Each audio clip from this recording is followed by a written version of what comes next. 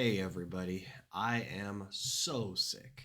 I've got that horrible cold that's been going around, and I just wanted to take a minute in this video with my voice barely sounding put together, my eyes barely open, my sinuses full of pressure, to just reflect a little bit on how much I value systems in times like this.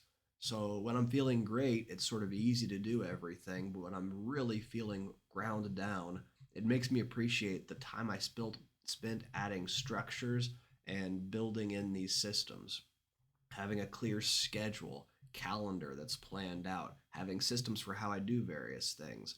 All of that goes a really long way when I'm not feeling the best, and I can just kind of show up and execute the task in front of me because a previous me that did feel good mapped all of that out. So, if you're kind of wondering if it's worth it for you, even if you're not feeling the best to have things put together, I will just say that when I'm sick, I appreciate systems and structure more than anything. And we all get sick every once in a while. So, just a reminder to hopefully help you out. Have a wonderful rest of your day.